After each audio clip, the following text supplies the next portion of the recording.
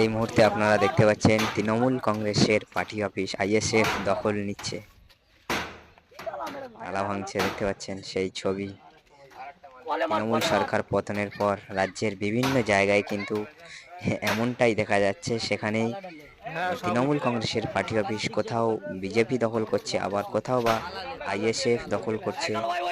মালদা মুর্শিদাবাদের দিকে আমরা অনেক ভিডিওতে দেখেছি, সেখানে কংগ্রেস এবং হুমায়ুন কবিরের যে দল তারাও কিন্তু দখল করছে। কিন্তু ভাঙড়, ক্যানিং, আশেপাশের দেগঙ্গা, মিনাখা এইসব এলাকাগুলো সিপিআইএম আইএসএফ যৌথভাবে কিন্তু পার্টি অফিস দখল করছে। এবং ভেতরে যাওয়ার পরে দেখব কি বলেন এখানকার মানুষেরা। আপনারা সঙ্গে থাকুন, কি বলছে দেখুন।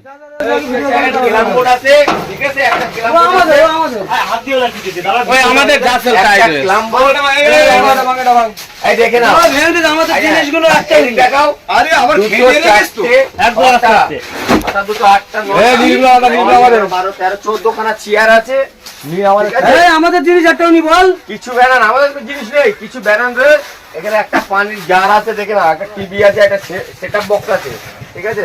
এই আর এইদিকে কড়া আছে, আর একটা এ আছে, ঠিক আছে, বাদ বাকি আর কিছু নেই। এই পার্টি অফিসটা আমরা একটা সময় করেছিলাম, করার পরে 2.5 বছর আগে এই পার্টি অফিস আমার কাছ থেকে কেড়ে নেয়। এই জায়গাটাও আমাদের, এই পার্টি অফিসটাও আমাদের।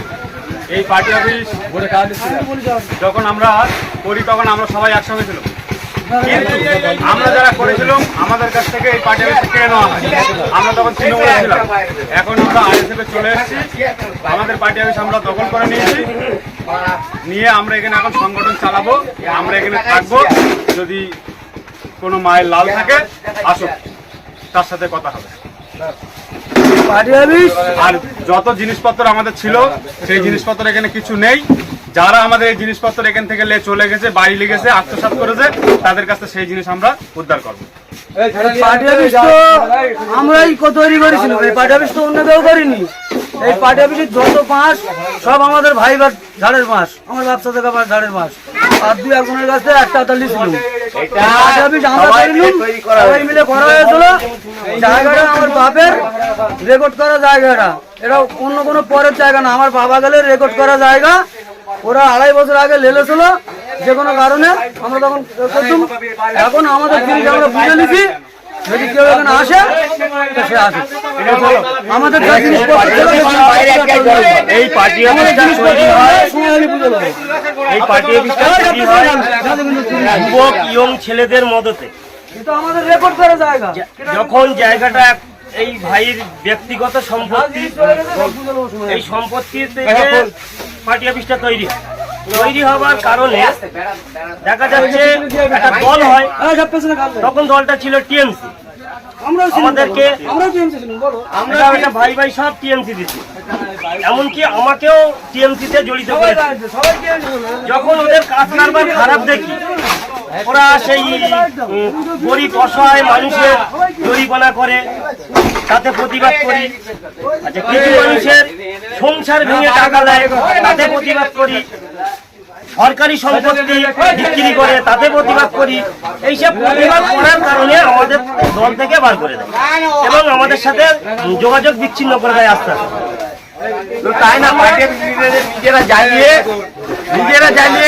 ঠিক আছে, আইএসএফ বলে তকমা দিয়ে আইএসএফ ছেলেদের সব জেলে পুরে দিয়েছে, ঠিক আছে। এই পার্টি অফিসটা যখন জ্বালিয়ে দেওয়া হয় তখন আমি সকালবেলা আমার ফেসবুকে পোস্ট করি, যারা এই পার্টি অফিস জ্বালানোর সঙ্গে জড়িত আছে তাদেরকে ধরে উপযুক্ত শাস্তি দেওয়া হোক। সেইটা না করে আমরা যারা তৃণমূলটা করতুম আমাদের নামে কেস করে, সেই কেস আমরা জামিন দিয়ে বাড়ি এসে আমরা চুপচাপ থাকি। তারপরেও আমাদের উপরে মানে বিভিন্ন অত্যাচার, সেই অত্যাচারের কথা বলা যাবে না, মানে এত পরিমাণে অত্যাচার করে। আমরা সেই সব অত্যাচার কাটিয়ে আজ আইএসএফ এর সমর্থন করে আইএসএফ কে জিতিয়ে আজকে আমরা আমাদের জায়গায় ফিরে এসেছি। আমরা কেস খেয়েছি, মার খেয়েছি, আমার 3-3 ধরে রাস্তায় মেরেছে এই এদের মদতে। তারপরেও আমরা চুপ ছিলাম, বলি না তৃণমূলটা আমরা করি। তারপরেও আমাদের উপর অত্যাচার। এখন বাধ্য হয়ে আমরা আইএসএফে চলে এসে আমরা এখন আপাতত আইএসএফকে জিতিয়ে আমাদের ভাইজানের আদর্শ নীতি, কালার, বুদ্ধি দেখে আমরা পার্টি অফিস দখল করিনি, এটা আমাদের নিজের তৈরি করা পার্টি অফিস। আমরা সবাই মিলে তৈরি করেছি এই পার্টি অফিসটা, এবং আজকে আইএসএফ এ আমরা যোগ দিয়েছি। সেই আমাদের পার্টি অফিসে আমরা আবার পুনরায় বন্ধ করলাম। ভাই, বলার অনেক আছে। আমাদের সামনে নির্বাচন, এই নির্বাচনে আমাদের কঠিন লড়াইকে জয় করে এখান থেকে ভারত থেকে কুখ্যাত মোস্তানকে হটিয়ে ফেলতে হবে। প্রথম লড়াই এটা দিতে হবে আমাদের। উনি বড় বড় কথা বলে, ওনার কথায় একটা যশ রেখে দেয়। হিন্দু বলো, শিখ বলো, ঈসাই বলো, আর আল্লাহ বলো, সবার ভগবান বলো, সবার একজন একাই একজন। কিন্তু ওনার কাছে আছে দুটো করে ভগবান আছে, দুটো করে আল্লাহ আছে। উনি এত বড় নিকৃষ্ট মানুষ, উনি এত বড় একটা মানে ছোট মানুষ যে ভগবানকে আল্লাহকে দুটো করে। তাই ওনাকে এই ভারত থেকে একদম 29 তারিখে বিদায় দিয়ে আমরা এখান থেকে পার করে দেব। এই অঙ্গীকারবদ্ধ হতে হবে। আর একটা কথা, আমাদের ছেলেদেরকে ছোট ছোট হুমকি দিচ্ছে, তোরা ভোট করলে 4 তারিখে বাড়ি থাকতে পারবি না, তোরা ভোট করলে তোদের ভোটের দিনে দেখা হবে, ভোটের 4 দিন পরে দেখা হবে, 4 দিন আগে দেখা হবে। সেই সব বন্ধুদেরকে বলতে চাই, আরে ভাই, ভোটের 4 দিন পরে কি যদি মনে করিস এক্ষুনি যেখানে যে সময় আমাদের ছেলেকে বলে দিবি, আমরা সেখানে লড়াই করতে প্রস্তুত আছি। তাই তো ভাই, আমরা কোন রকম পিছবার জন্য আসিনি। ওদের মতো লীলজ্জ না, আমরা ওদের মতো লীলজ্জ না। ওরা মাইকি বড় বড় কথা বলে, ওরা মাইকে মানে এত ছোট বড় বলে, সেটা ভাষায় বলা যায় না। তাই বলবো, বেশি কড়া বক্তব্য দেব না। 29শে এপ্রিল আসছে দিন, খামচিহ্নে ভোট দিন। 29শে এপ্রিল আসছে দিন, নওশাদ সিদ্দিকীকে হাত শক্ত করুন।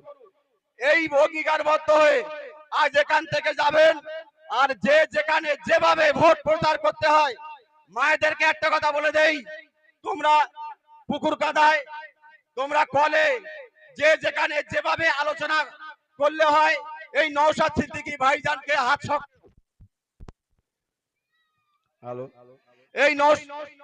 এই নওশাদ সিদ্দিকী ভাইজানের হাত শক্ত করবে। কেননা মহিলারা আমাদের বেশি ভোট দেয়, মহিলারা নওশাদ সিদ্দিকী ভাইজানের বেশি ভোট দেয়। আমরা এখানে স্কুটি করে অনেক দেখেছি। সেই জন্য মেয়েদেরকে বলবো, তোমরা বেশি বেশি ভোট প্রচার করবে।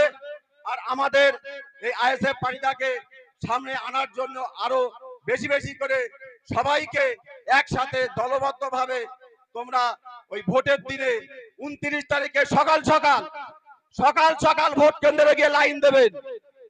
সকাল সকাল ভোট কেন্দ্রে গিয়ে লাইন দিয়ে একদম 4টের মধ্যে সে বাড়ি ফিরবেন।